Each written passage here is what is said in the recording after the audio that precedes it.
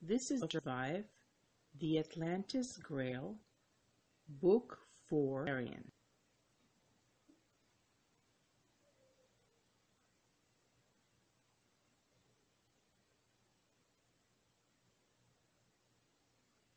Now that we've sworn the oath of loyalty, a hymn that I have never heard before, and the language seems to be classical Atlanteo. This could be the national anthem. Do they even have such things in the culture? Yes, they do. I see every audience rise from their seats. The category judges on stage echoes Amrevet Ra, Impera Atlantida, Eos, Dea, Nictos. If I understand correctly, this translates as Love Divine, Imperial Atlantida, Morning, Day, Night, my wisdom and glory. Even the Imperator stands, with Aeson alongside him, listening in solemnity. Somehow I sense Aeson's gaze upon me, caressing me across the expanse. I can just imagine his thoughts. You did it, Gwen, Imam Revu. It's almost over. Hang in there. Glancing at the other champions standing on both sides of me, I see their faces full of emotion. Even the most secretive, stoic ones like Hedge Kukait. Kokai and Kateb have tears in their eyes. Bree looks shell-shocked. No one salutes or makes any other gesture. They merely stare ahead, straight-backed and proud like soldiers. When it is over, the crowd roars again and everyone sits down. Only we, champions who are now citizens, remain standing. Miramis Opu, the priest of the Grail, now speaks. Champions, the common earnings Grail holds a very generous sum for you this year. The divided winnings to be deposited in your personal credit accounts tonight are 10 million iretar for each of the top 10. You may spend every single iret in any matter you desire, at any institution or venue. No doors will ever be closed to you.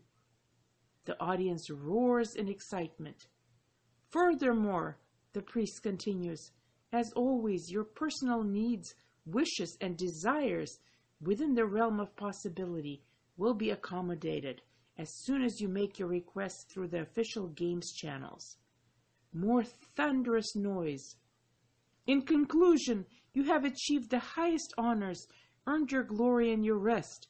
Now you may depart the arena, champions of the eternal games of the Atlantis Grail. There is no beginning, and there will be no end. However, only a ghost remains of this year's games until next green season. The games are forever. The games are forever, the audience responds. Moments later, we descend the dais, waving to the screaming crowds, while triumphant music plays, and follow the priest of the Grail across the arena toward the exit. Aeson meets me in the crowded outer lobby, where I stand with my teammates and other champions, all of us holding our Grail trophies, as we wait for our friends and loved ones, member of our entourages, or rides home. I am still stunned, still disbelieving. Nothing seems real, only a clamor of strange events piling on top of each other. Where are Chihar and Lolu? I keep mumbling, even as Kateb and Bree and Kokai laugh and exchange joyful banter. Relax, Lark. Bree nudges me on the arm. There he is, your royal lover boy. And talking about lover boys, she waves to the tall, sharply dressed figure of Logan Sangre, whose familiar handsome face and super black hair I recognize at once from across the lobby as he makes his way toward us. But I forget him the very next instant, because I hear Aeson's beloved voice calling my name. Gwen! My imperial bridegroom nears me, followed by his personal guards and mine, and at once I rush into his arms, burying my face against his chest and closing my eyes. My hands continue to clutch my two grails awkwardly, even as I reach around his back, until I feel someone, probably one of the guards, take my triumphant burdens from me before I drop them. I surrender the grails without a second thought. In that moment, everything else recedes. I am safe. It is over. He is with me, and I am safe. Aeson holds me to him, crushing me in his embrace, and we meld together, his hands on me, my hands on him. Gwen, oh Gwen, he whispers over and over. At some point he presses my face between his hands, and then his mouth comes down hard against my lips. I lose all sense of self, lose my breath, gasping in desperate emotional relief as tears well up and I'm sobbing against his cheeks. My fingers travel over his jaw, his cheeks, his throat, and I hold on to him, wild and disbelieving. I am safe. When we come apart, long moments later, resurfacing into the real world, aware suddenly of the crowd of people around us, and some of them even staring at us, at the Imperial Crown Prince, publicly devouring his bride. None of it matters. Congratulations, Aeson says with a joyful laugh, looking into my dazed eyes. Citizen, champion, Imperial bride, Imam Revu Gwen. It really is done, Aeson, I whisper. I survived and won, and so did several of my teammates. I turn to smile at Aeson's guard, who still holds my grails politely. Thanking him, I take them back, since they are mine to bear. I turn the grail chalices in my fingers, almost absent-mindedly, too anxious to give them my full attention or notice the fine details. Plenty of time for that later in the privacy of our home. Then press them to my chest. And then I remember and look around frantically. Oh no, Lolo and Chihar! Both of them lost the tiebreaker, and I don't know where they are. I must speak to them both. I need to help. Aeson nods and says, I understand. And we will help them as soon as possible. They've likely left the venue, so we'll contact them tomorrow. Plenty of time. Oh God, Lolo's mother is desperately ill. She may have no time, I exclaim, feeling short of breath again, and as a strange panic grips me. Tomorrow might be too late for her. Too late, Aeson. She desperately needs medical care. She cannot be allowed to die. Then we will locate them immediately, he replies in a calm voice. His gaze is profound, and I sense that he understands me so well, understands exactly why I'm panicking now. In contrast, there is laughter all around us. I hear the elevated voices of other champions and their companions, animated speech, jokes, exclamations, congratulations. Media representatives surround the lobby, and some champions are being interviewed on the spot for various networks. Hel Ra reporters speak with Kokai Jeet, who giggles loudly and continues to grab the back of his head, his braids swinging, while gesticulating with one of his two grails and keeping the other against his abdomen. Hedge Kukait is talking to someone from Grail Games Daily, Tiago's popular show. Kateb laughs, striking a pose with his arms around a slim, tall woman with long gilded hair, who must be his wife, and waving at someone else with a media feed. Litana and Uko are signing digital autographs with their fingertips. Rea grins and bends down to tousle the hair of a little girl, while Rurim Kiv once again raises both his grails, then kisses them with a comical exaggerated sensuousness before reporters.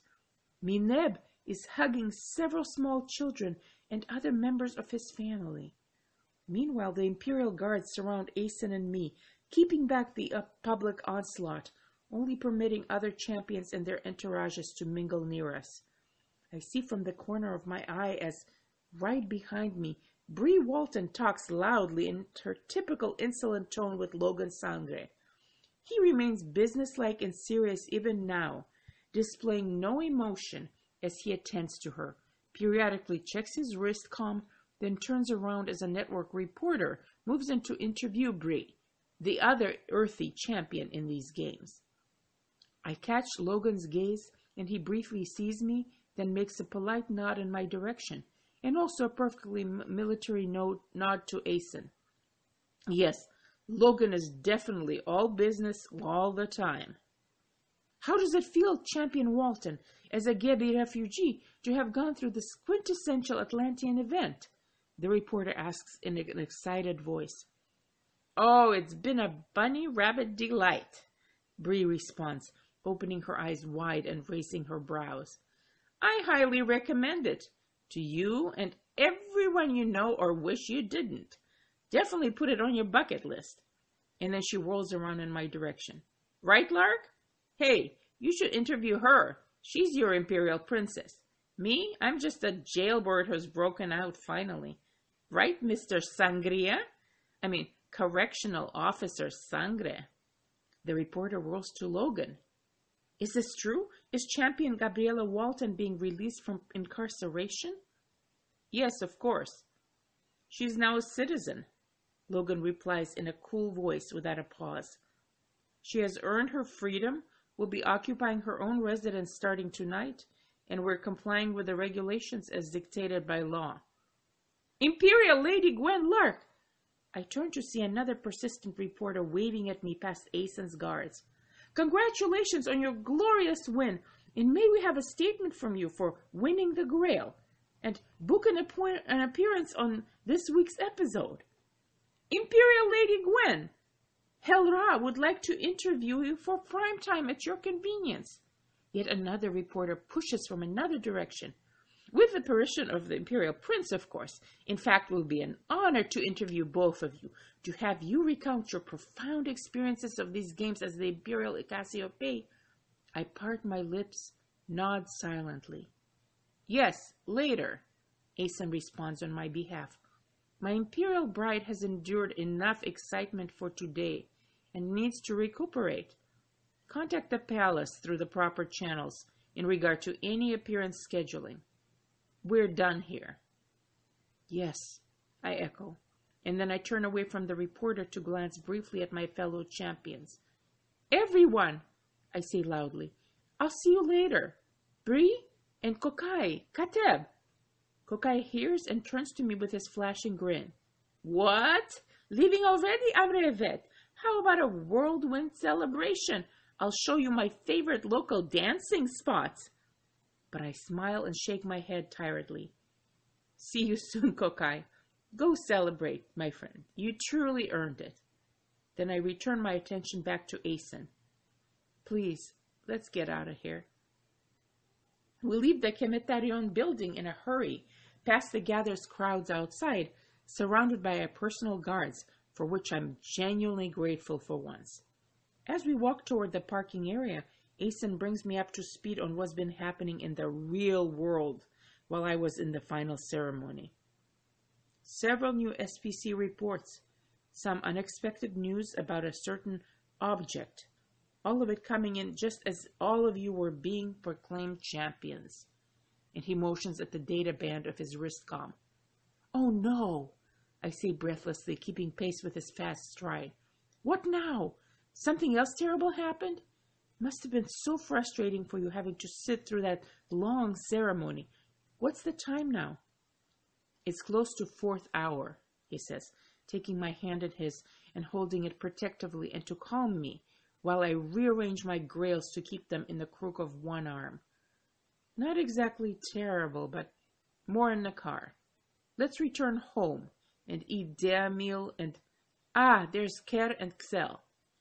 Aeson waves to the two familiar figures of the Astra Daimon as they join us, and we all walk rapidly to the hover cars. So, a new citizen and a champion. Must be a relief, eh, Imperial Lady Gwen?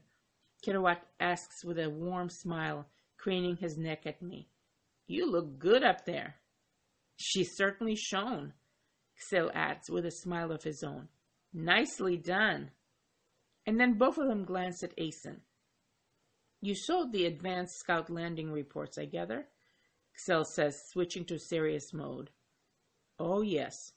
Aeson, too, is wearing his controlled expression. Remarkable and confusing. In the car? Ker asks. Right.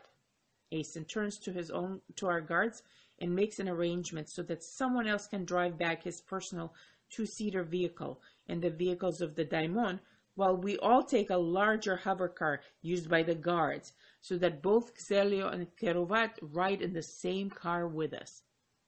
Privacy filter on? Ker says as soon as we get in.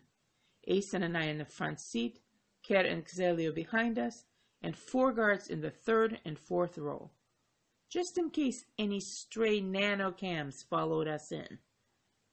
Asen merely nods and touches the surface of the navigation panel so that hair-thin gold lines appear, run across the perimeter of the vehicle, and then settle into a barely audible hum. Asen, I say softly, I realize how critical things are, but before you go, you promised to find Lolu Itatu for me, and also Chihar, my teammates. I'm so sorry to bring this up, but I know it's a bad time, but I trail off, feeling terribly guilty about having to distract Asen at a time like this, but at the same time feeling a sense of desperate urgency returning to overwhelm me. He looks at me, and at once his expression becomes gentle. Not at all. Let me make the arrangements now, on behalf of Lolu Itatu's mother. Oh? What's this? Xelio asks, but Ker taps him on the thigh with a knowing look. And so we wait for several long moments while Asen messages his staff, then looks up at me. It's done, he says. They will locate the Itatu family, find out the nature of her mother's illness, which medical facility is best equipped to handle it, and I will cover all the expenses. Wherever she is, Lolu is being contacted right now. I put a hand over my mouth, holding back a sudden welling of tears. Asen, thank you, I whisper. As for your other teammate, Chiharagua, will tomorrow do, since his situation is not as urgent? Silently I nod, unable to form words. Gratitude fills me with a warm flood, and tears are now long trails down my cheeks. Then I take a deep, shuddering breath to quell the flow, and blink away the tears in order so that I can smile with all my heart at Imam Revu. Meanwhile, he leans in and puts his arm around me in the most wonderful way. All right now? He asks, his lips near my ear, his breath and his soft golden hair brushing my cheek. Yes, oh yes. Everything is all right now, I reply, at least in that regard. Now, please continue with your own work, the reports and whatever news of the moon. Asen straightens and glances behind us at Kerovat and Xelio, who are watching us patiently. Now, regarding the moon. He sings the sequence to start the hover car, and we lift off, rising into the white afternoon sky over Poseidon. The SPC landing parties? I say, sniffling and wiping the remaining tears with the back of my hand. Could not land. Asen finishes my sentence with a hardening expression, his gaze on the flight lane before us. Huh? I furrow my brow. What does that mean? Asen sighs and looks at me, then again glances behind him at Ker and Xel. According to the Vanguard pilots, multiple reports confirm that as the shuttles approached the moon, they encountered no atmospheric resistance, despite a visible layer of haze suggesting a gaseous atmospheric presence around the moon. They kept going and approached the surface, braked to land, and kept going. The shuttles found no solid matter, no resistance, and continued flying in sudden darkness of what looked like interior rock layers until they passed all the way through the moon and emerged on the opposite side. My jaw drops. What? Is it a hologram? Behind me, Ker shakes his head. No one knows. Could be a hologram, could be another holo shield. Could be something else, Xel adds. Whatever it is, the moon is unreachable, intangible. A ghost, Asen says thoughtfully. If you prefer a poetic description straight out of ancient myth, Xel says with a bitter laugh, it's the ghost moon.